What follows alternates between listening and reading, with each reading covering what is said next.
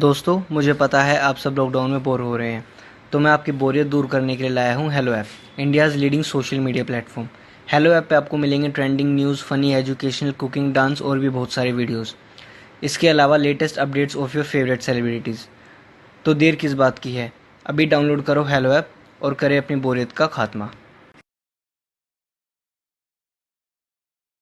खिल्ली उड़ाने वाली ननद। आकांक्षा की शादी किशनगढ़ नाम के गांव में धीरज के साथ हुई। घर में आकांक्षा के सास, ससुर और एक ननद थी जिसका नाम था रुचि। वैसे तो घर में सब मिलजुल कर ही रहते थे, पर रुचि का स्वभाव थोड़ा अलग था। वो किसी भी व्यक्ति की कमियों की खिल्ली उड़ाती थी। एक दिन आकांक्षा और धीरज बाहर घूमने जा रहे थे। आकांक्षा ने बहुत ही अच्छी सी साड़ी पहनी थी। अरे वाह बहू, तू तो इस साड़ी में बहुत सुंदर लग रही है। थैंक यू मम्मी जी। तभी रुचि वहां आ जाती है। रुचि आकांक्षा को देखती है तो उसे उसकी साड़ी बिल्कुल भी पसंद नहीं आती। आय हाय भाभी, ये कैसी साड़ी पहनकर जा रही हो आप? बिल्कुल भी अच्छी नहीं लग रही। लाल साड़ी में एकदम टमाटर लग रही हो। आकांक्षा को रुचि की इस बात पर बहुत गुस्सा आता है। ए रुचि, तुम इस तरह से मेरी खिल्ली मत उड़ाओ, समझी? छोटी हो, छोटी ही रहो। मैंने तो जो कहा सच ही कहा। जैसे कि ये जो झुमके पहने हैं ना, इतने भारी। ध्यान रखना भाभी, कहीं कान ही ना कट जाए। आकांक्षा ये बात सुनकर और भी गुस्सा हो जाती है। धीरज बात संभालने की कोशिश करता है। चलो आकांक्षा, फिल्म के लिए लेट हो रहा है। मुझे नहीं जाना कोई फिल्म देखने। आकांक्षा नाराज होकर अपने कमरे में चली जाती है। उसके जाने के बाद सब रुचि को डांटते हैं। रुचि, तुम में बिल्कुल भी तमीज नहीं है कि किससे क्या बात करनी चाहिए। बस हर किसी का मजाक उड़ाती रहती हो। मैंने क्या कहा भैया? मुझे तो सच में भाभी के कपड़ों पर हंसी आई। फिल्म देखने से ज्यादा लग रहा था जैसे किसी शादी में जा रही थी।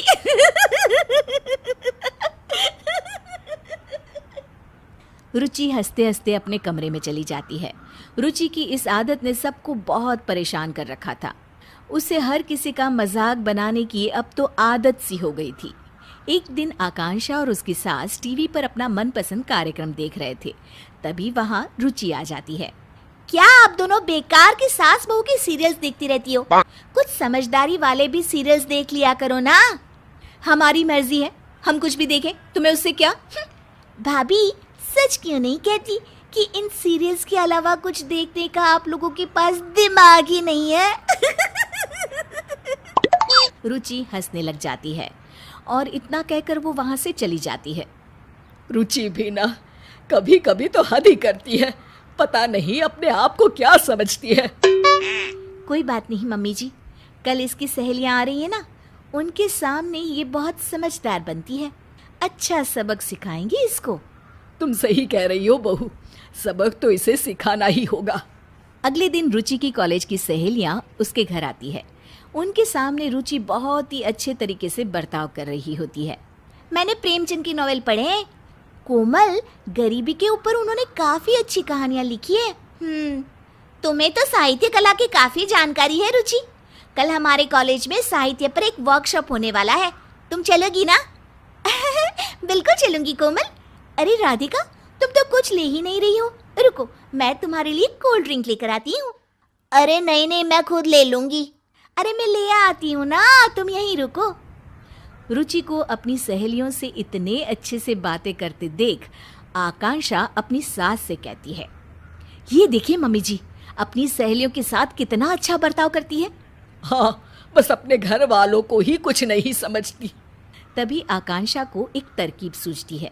मुझे एक तरकीब सूझी है मम्मी जी, चलो इसको अभी सबक सिखाते हैं। अच्छा, चल चल बहू।